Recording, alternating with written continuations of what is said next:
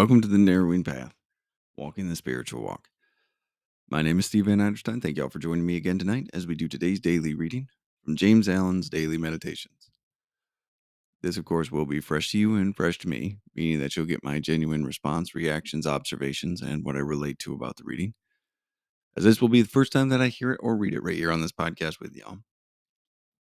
And as, and as always, I am looking forward to it, and I'm looking forward to seeing where these last couple of days bring us. This is going to be episode 362 because I did do, I think it was a February 29th episode, just in case someone goes through and listens to these on a year with a leap year. So I wanted to make sure all was included. So we've only got 4 days left after this, everyone. So we'll see where the next year brings us. If you want to go ahead and just vote on that December 21st podcast and get a little bit of feedback on that for me to see where you want to actually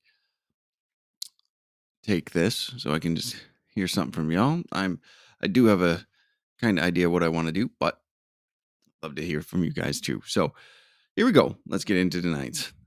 This is December 27th reading from James Allen's Daily Meditations. Go to your task with love in your heart, and you will go to it light-hearted and cheerful. What heavy burden is a man weighted with, which is not made heavier and more unendurable by weak thoughts or selfish desires? If your circumstances are trying, in quotes, it is because you need them and can evolve the strength to meet them. They are trying because there is some weak spot in you, and they will continue to be trying until that spot is eradicated. Be glad that you have the opportunity of becoming stronger and wiser. No circumstances can be trying to wisdom. Nothing can be wary to love. Stop brooding over your own trying circumstances and contemplate the lives of some of those about you. The duty which you shirk is your reproving angel. The pleasure which you race after is your flattering enemy.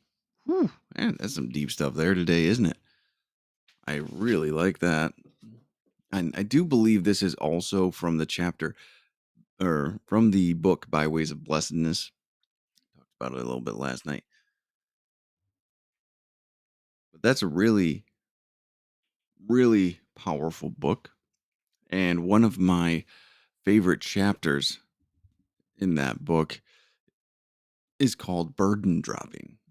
I might have talked about it on this podcast beforehand, but if not, just to say another thing about it,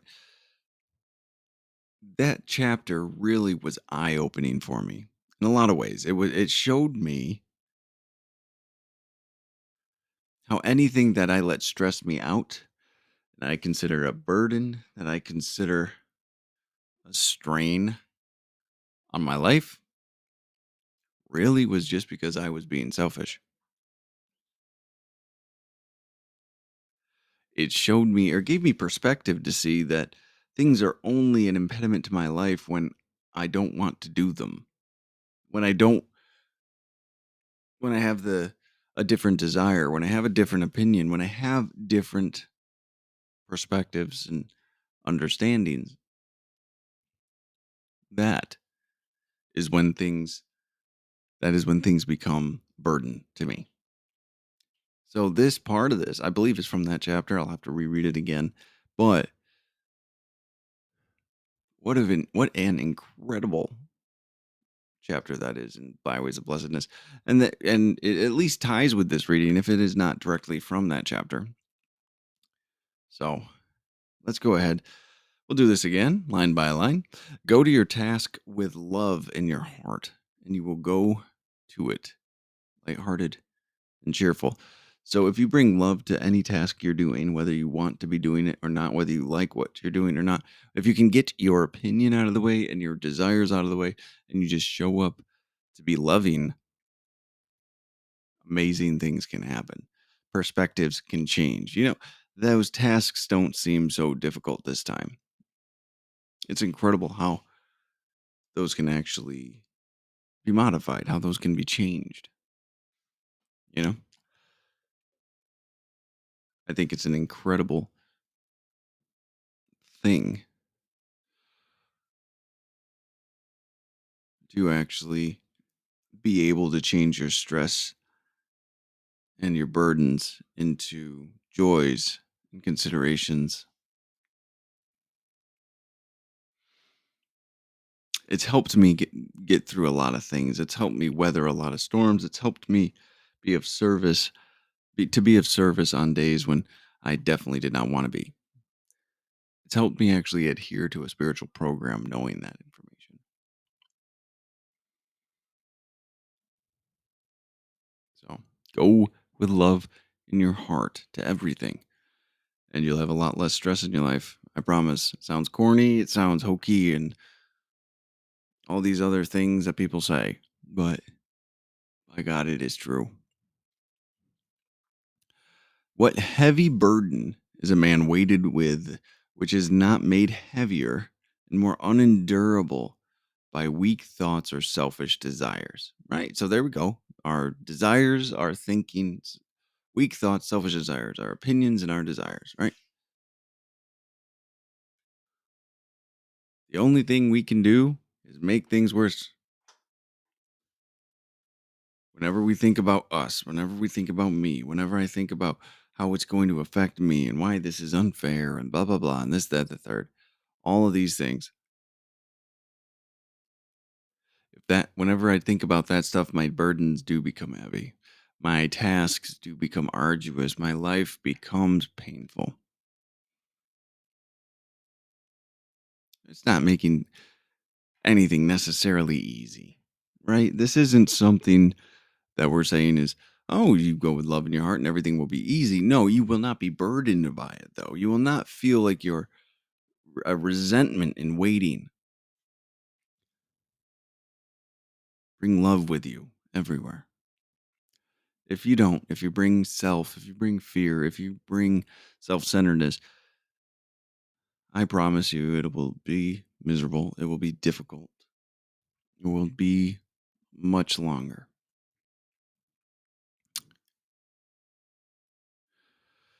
If your circumstances are trying, it is because you need them and can evolve the strength to meet them. So if you're having a hard time with something, if things are especially taxing, if things are proving to be difficult and you have to learn and grow, right? There's a reason you're in that predicament. There's a reason you're actually in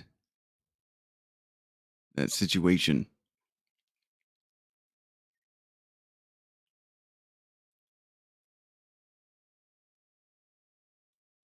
It's an opportunity for you to learn about your weaknesses and learn to overcome your weaknesses, to not compensate for them, to actually work through them, not to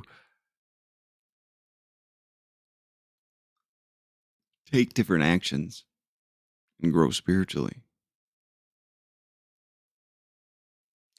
They are trying because there's some weak spot in you, and they will continue to be trying until that spot is eradicated.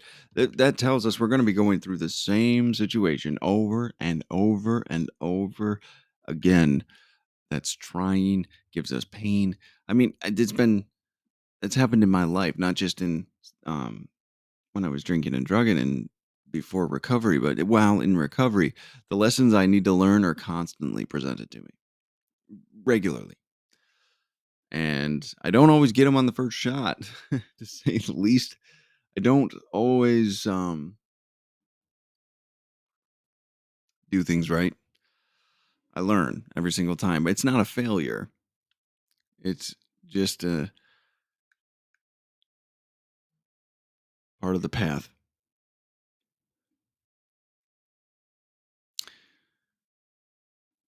Be glad that you have the opportunity of becoming stronger and wiser. That's it. If you bring love in your heart to all of these interactions, to all of these situations, you will view it as an opportunity to become stronger and wiser. There's no failure. I know that's hard to understand. Well, not really, I guess. It's more of it's hard to let that concept go. We like failure. We like to scare ourselves with it. We like to justify our actions with it. We like to do all of these things because of that one little word and what we think it means. But there is no failure. If you have direction and purpose and love in your heart, all there is opportunity to grow. It's a complete change in perspective. You cannot fail, you can only learn.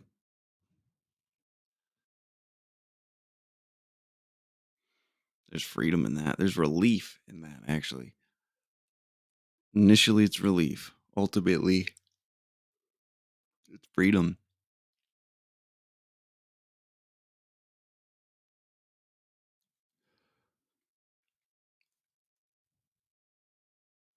No circumstances can be trying to wisdom. Nothing can weary love. So, wisdom, if circumstances are trying for you, you have things to learn. Like I just said, it will be part of your wisdom. Because as soon as things become understood, as soon as things become experienced and you've learned the lessons and you have an effectiveness with an experience, let me tell you, that nothing's trying anymore. You know what to do, you know the actions to take. You have an experience of being successful with it, regardless of how many times you had to try a different attempt or a different approach.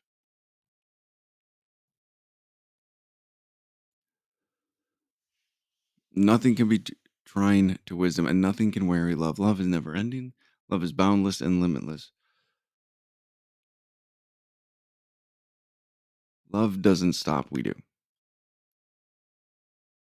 It's like people say about 12-step programs. 12-step programs are bulletproof. The only thing that fails is the human working them.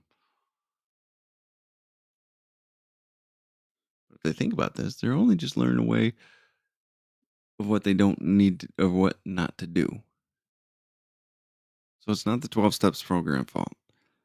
It's the individual who had to learn a couple of things before they actually got the program. Painful and as risky as that might be, because not everyone makes it back from a relapse or going back out. So stop brooding over your own trying circumstances and contemplate the lives of those around you. That was a new concept to me. I know it seems ridiculous again, but it was definitely a new concept to me. Consider someone else for once, guys. Like, just let that stuff go. Actually, let those thoughts about you empty out of your mind for a second, push them out for just a second, and try to think of other people. See how much freedom there is in that? Trying to actually be considerate and compassionate for another human being. And suddenly your problems don't seem so big. Suddenly your emotions don't seem so big. Suddenly life seems manageable. Again, being of service in some way, shape, or form into could be family, could be friends, it could be coworkers, could be your employer, could be a support group. But going and being of service helps more than I can even put words on, honestly. It's incredible the power in genuinely doing the right thing. It's amazing. Help someone else. Think about someone else. It'll change your life. Now, the closing line here: the duty which you shirk is your reproving angel, and the pleasure which you race after is your flattering enemy. Man, let me tell you, that's a painful, painful realization or painful understanding and a hard lesson learned for a guy like me. Let me tell you, I always thought that I was the right path was doing the things that would get me to the place where I could go feel good temporarily, have that rush of pleasure, whatever way it was going to show up for me.